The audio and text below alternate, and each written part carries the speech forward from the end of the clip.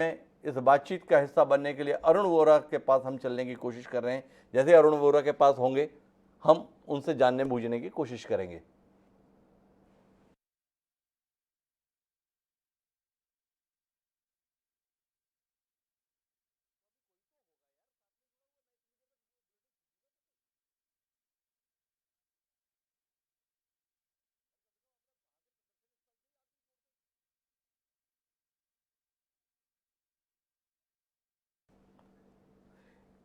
तो देश भर में जो ये प्रदर्शन चल रहे हैं, इसके मूल में बात यह है कि लगातार राहुल गांधी ने ईडी के कार्यालय में अपनी उपस्थिति दर्ज कराई। 3 दिन तक वह ईडी के कार्यालय में गए, पर पूछताछ खत्म नहीं हुई है। पूछताछ के संदर्भ में बताया जा रहा है कि कल राहुल गांधी को एक बार फिर ईडी कार्यालय आने के लिए कहा गया है। राहुल गांधी का यह भी सवाल है कि क्या ये कार्यालय केवल कांग्रेस के नेताओं से पूछताछ के लिए ही बनाया हुआ है। साथ ही महत्वपूर्ण बात यह है कि अभी सोनिया गांधी जो कोरोना के चलते स्वास्थ्य लाभ ले रही हैं, उनको भी 23 जून को पेश होने के लिए समन गया हुआ है। जो कुछ अभी राहुल गांधी के साथ चल रहा है, क्या वही दृश्य सोनिया गांधी के साथ भी देखने को मिलेगा, यह लोगों के जहन में सवाल है। जहां पर राजभवनों में प्रदर्शन हो रहा है, उसमें चंडीगढ़ के संदर्भ में खबर यह आ रही है कि वहां पर वाटर कैनन का इस्तेमाल प्रदर्शनकारियों के ऊपर किया गया है।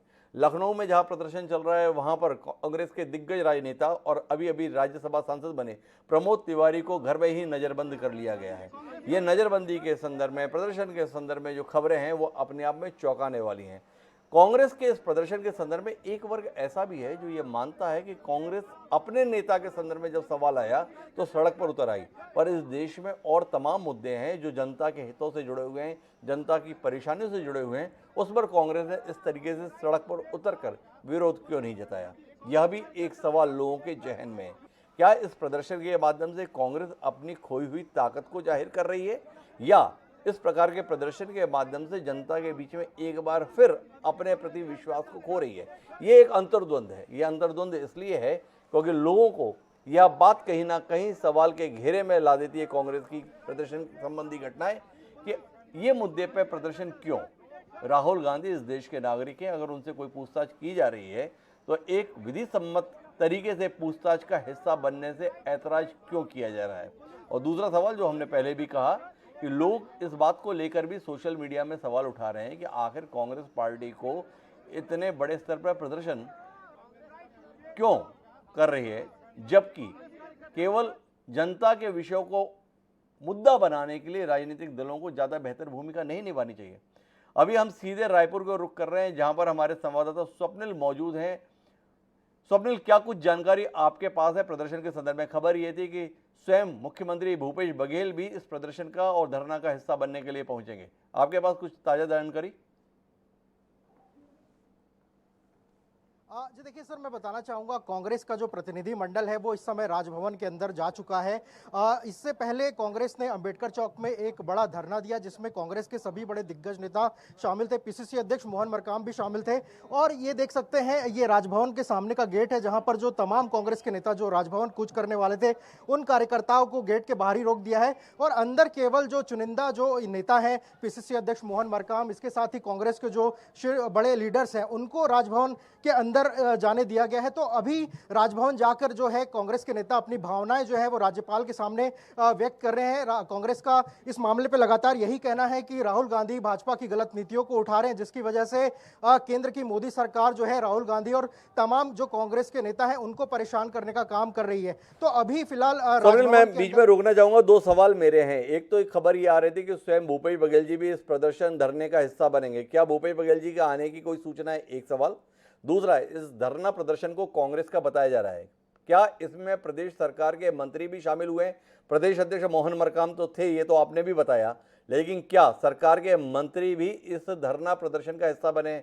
दूसरा सवाल। और तीसरा और आखिरी सवाल यह है कि क्या ज्ञापन लेकर यह प्रतिनिधि मंडल अंदर गया है? जी बिल्कुल, मुख्यमंत्री भूपेश बघेल के आने की सूचना यहाँ पर मिली थी, बाकायदा सीएम सिक्योरिटी भी यहाँ पर आ गई थी। लेकिन सीएम हाउस में जिस तरीके से पिछले दिनों राहुल को रेस्क्यू किया गया था, उनके जो बचाव दल के जो लोग थे, उनका सम्मान करना था, उस व्यस्तता की वजह से सीएम यहाँ पर नहीं आ सके। लेकिन बात की जाए तो कैबिनेट मंत्री शिव डहरिया यहाँ पर पहुंचे थे। उन्होंने बाकायदा जो यहाँ पर धरना जब दिया जा रहा था, उन्होंने यहाँ पर संबोधित किया और केंद्र सरकार की आलोचना की। और यहाँ पर अगर बात की जाए तो मंत्री शिव डहरिया भी यहाँ पर अंदर प्रतिनिधिमंडल में शामिल है। इसके अलावा कांग्रेस के जो रायपुर क्षेत्र के कुछ विधायक जो हैं वो भी यहां पर पहुंचे हुए हैं। तो अभी राजभवन के अंदर जो प्रतिनिधिमंडल गया है उसमें कैबिनेट मंत्री शिव डहरिया के साथ जो तमाम पीसीसी के जो नेता हैं वो यहां पर मौजूद हैं और अपनी जो भावनाएं हैं वो इस समय राज्यपाल के सामने व्यक्त कर रहे हैं।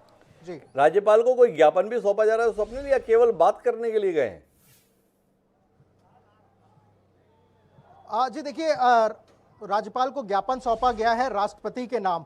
जिस तरीके से ईडी ने लगातार राहुल गांधी को समन्स भेजा, ईडी के सामने पेशी हुई और कल जिस तरीके से केंद्रीय कार्यालय में लाठीचार्ज की गई, कांग्रेस का यह कहना है कि बर्बरता पूर्वक जो है लाठीचार्ज की गई, ऐसी लाठीचार्ज अंग्रेजों ने भी नहीं की थी।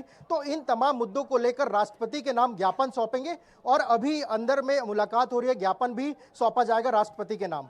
जी जी, धन्यवाद स्वप्निल हमारे साथ जुड़ने के लिए। तो कुल मिलाकर खबर के मर्म में बात यह है कि पूरे देश भर में कांग्रेस के द्वारा प्रदर्शन किया जा रहा है ईडी की कार्रवाई को लेकर। कांग्रेस पार्टी ये संदेश देश के बीच पहुंचाने की कोशिश कर रही है कि केंद्र सरकार की नीतियों के खिलाफ जिस मुखरता के साथ कांग्रेस पार्टी और उसका नेतृत्व करता सोनिया गांधी, राहुल गांधी आवाज़ उठा रहे हैं, उसकी बौखलाहट के तहत ये पूरी कार्रवाई को दुराग्रहपूर्वक अंजाम दिया जा रहा है। साथ ही कांग्रेस ने इस बात पर भी सवाल उठाया है कि आज़ाद भारत में पहला मौका है जब एक राजनीतिक दल के मुख्यालय में पुलिस अंदर दाखिल होकर कार्रवाई कर रही है। कुल मिलाकर यह देश में तानाशाही आने के संकेत हैं। इस प्रकार की बात भी कांग्रेस पार्टी के द्वारा की जा रही है। तो कुल मिलाकर इस धरना प्रदर्शन के माध्यम से देश के जनमानस को कांग्रेस के साथ जोड़ने की कोशिश और केंद्र सरकार की नीतियों के खिलाफ आवाज़ उठाने की कोशिश के तौर पर देखा जाना चाहिए।